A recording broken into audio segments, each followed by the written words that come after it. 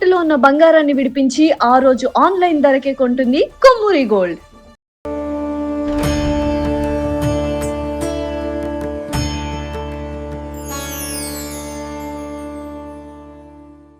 నమస్తే, welcome to Suman TV. నేను పద్మిని. ముందుగా ప్రేక్షకులకి వారాహి నవరాత్రుల శుభాకాంక్షలు.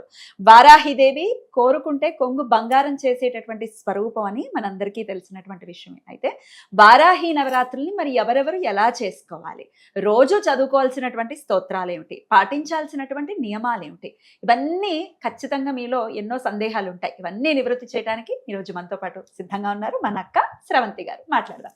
అక్క నమస్తే. అక్క నమస్తే పద్మిని. వారాహి నవరాత్రుల శుభాకాంక్షలు అక్క. మీకు అందరికీ కూడా వారాహి అమ్మవారి అనుగ్రహం తప్పకుండా లభించాలని కోరుకుంటూ మాట్లాడుకో. ఏదో కరెక్ట్ పర్సన్ ఖచ్చితంగా. ఎందుకు అంటే వారాహిదేవిని ఎన్నో సంవత్సరాలుగా కొలుస్తూ ఉన్నారు. చక్కగా చాలా విశేషంగా పెద్ద పెద్ద క్షేత్రాల్లో కూడా మనం చేసుకున్నాం కదా. ఆషాఢ పూర్ణిమకి పూర్ణాహుతి చేసుకున్నాం 4 ఏళ్ల క్రితం. కాశీకి వెళ్ళాము, తర్వాత త్రిపురాంతకానికి వెళ్ళాము. Next year. అద్భుతం అక్క. సో మరి వారాహిదేవిని ఎలా పూజించుకోవాలి అంటే డే 1, డే 2, డే 3 అలా సపరేట్ గా 9 వీడియోస్ మనం ప్రేక్షకులకు అందిస్తే వాళ్ళకి ఉపయోగకరంగా ఉంటుందని నా భావన అక్క. ఒక రోజు ముందు వీడియోస్ అన్ని కూడా పబ్లిష్ చేయడం జరుగుతుంది. సో ఖచ్చితంగా ఈ వీడియో చూస్తే చక్కగా ఫాలో చేసేసుకోవచ్చు వాళ్ళు. ఏం పూజ చేసుకోవాలి, ఎలా దండం పెట్టుకోవాలి, ఇవన్నీ మరి మొదలు పెడదాం అక్క. తప్పకుండా. మరి మొదటి రోజు అమ్మవారిని ఏ నామంతో పిలుస్తారు, ఎలా అమ్మవారిని ఆరాధన చేసుకోవాలి, అలాగే ఏ నామాల్ని ఖచ్చితంగా చదువుకోవాలి, ఏ సమయంలో చెయ్యాలి, ఏ నివేదన పెట్టాలి, ఇవన్నీ ఒక్కసారి మీ ద్వారా అక్క. తప్పకుండా చెప్తాను. అమ్మవారి పూజ ఎప్పుడు కూడా మనం చంద్రోదయం అయిన తర్వాత అంటే సాయంత్రం పూట ఒక కనీసం 6:30 తర్వాత మనం అన్ని స్టార్ట్ చేసుకోవచ్చు. మీ దగ్గర ఎల్లప్పుడూ ఉండాల్సిందే ఆవ నూనె, అలాగే ఎర్రటి పువ్వులు, అలాగే దుంపలు ఏమైనా బంగాళదుంప, అలాగే బీట్రూట్, అలాగే రాడిష్, ముల్లంగి, ఇట్లా దుంపలు ఏమన్నా ఉంటే కనుక ఒక 5 రకాలు పెట్టుకొని వాటి మధ్యలో దీపం పెట్టడం. చిలకడ దుంప, వాటి మధ్యలో దీపం పెట్టడం. పచ్చివే నివేదన పెట్టుకొని అవన్నీ నెమ్మదిగా ఆవుకి తినిపించవచ్చు, లేకపోతే ఎక్కడైనా రావి చెట్టు దగ్గర కూడా వేయచ్చు. ఆవుకి తినిపిస్తే చాలా మంచిది అనమాట.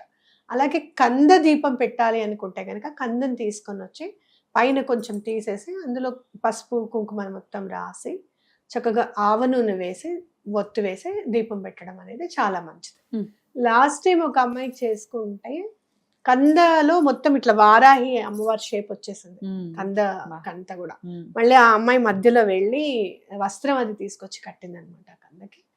అమ్మవారు చాలా క్షిప్ర ప్రసాదిని, చాలా తొందరగా పలుకుతారు అని ఖచ్చితంగా చెప్పుకోవచ్చు. అయితే ఇప్పుడు మనం చేయాల్సింది ఏంటంటే ఫస్ట్ డే స్వప్న వారాహి కింద తీసుకుందాం. ఇక్కడ మనకి దైనందిన జీవితంలో అమ్మవారిని ఎలా పూజించాలి అనేది చూసుకొని నేను అమ్మవారి స్వరూపాలు తీసుకుంటున్నాను. యాక్చువల్ గా ధూమ్ర వారాహి అని, లేదు అంటే కనుక శ్వేత వారాహి అని చెప్పి, కిరాత వారాహి అని చెప్పి అవన్నీ చెప్తున్నారు. కానీ నేనేం చేస్తాను అని అంటే అసలు అమ్మవారు లలిత అమ్మవారి నుంచే వచ్చారు కాబట్టి అమ్మవారి స్వరూపాలు ఎంత ఈజీగా ఉన్నాయి, దైనందిన జీవితంలో మనకి అమ్మ ఎలా మనకి అనుగ్రహిస్తారు అనే దాని మీద నేను తీసుకోవడం జరిగింది. నేను ప్రతి దానికి నా దగ్గర ఒక ఆలోచన అనేది ఉంది, ఖచ్చితంగా చెప్తాను మీకు.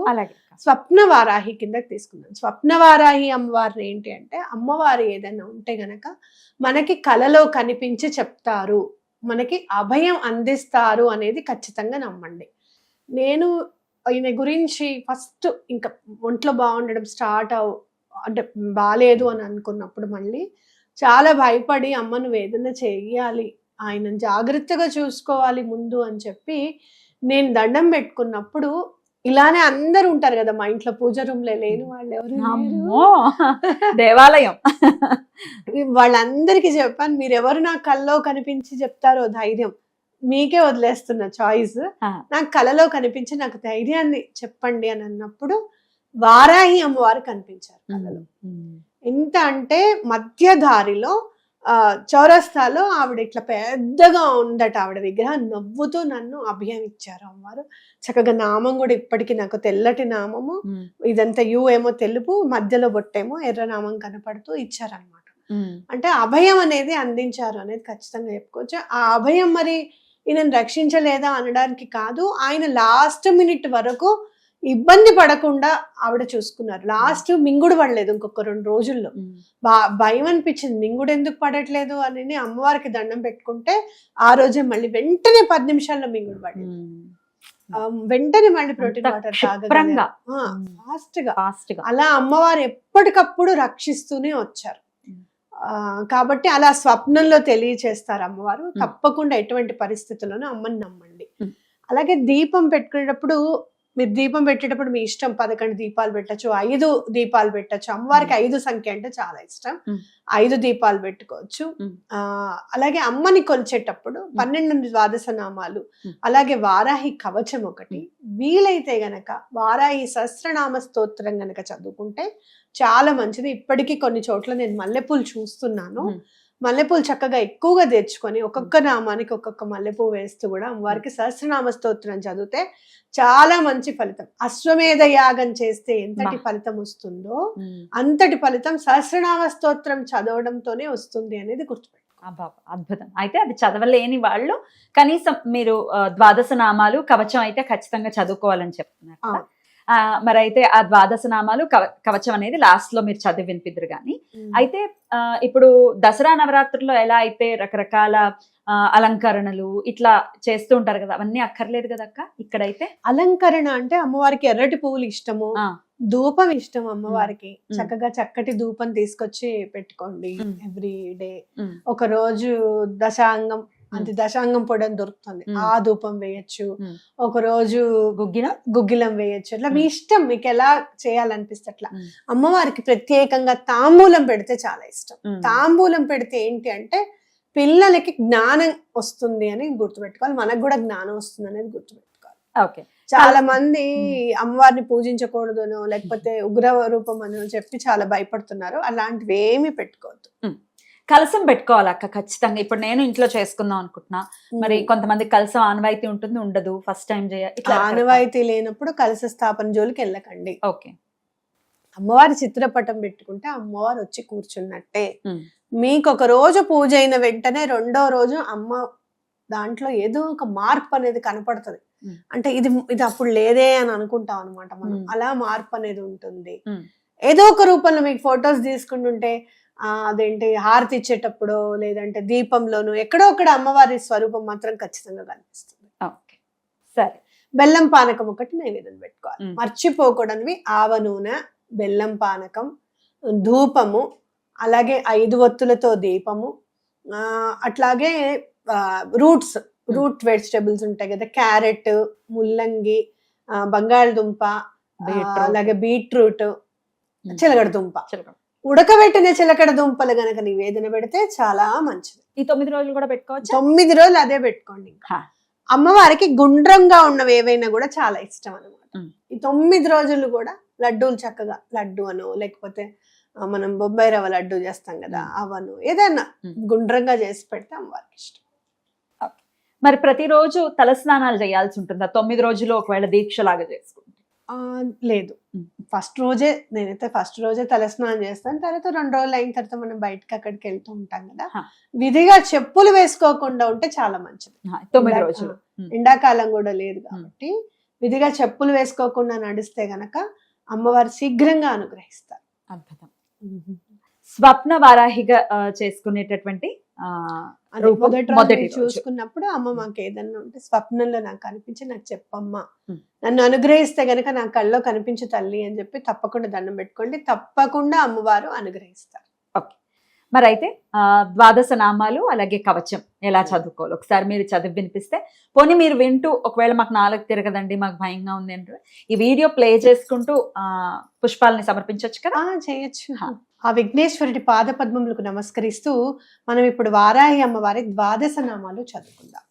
ఓం పంచమ్యై నమః, ఓం దండనాథాయై నమః, ఓం సంకేతాయై నమః, ఓం సమయేశ్వర్యై నమః, ఓం సమయ సంకేతాయై నమః, ఓం వారాహ్యై నమః, ఓం పౌత్రిణ్యై నమః, ఓం శివాయై నమః, ఓం వార్తాళ్యై నమః, ఓం మహాసేనాయై నమః, ఓం ఆజ్ఞాచక్రేశ్వర్యై నమః, ఓం అరిగ్ధై నమః.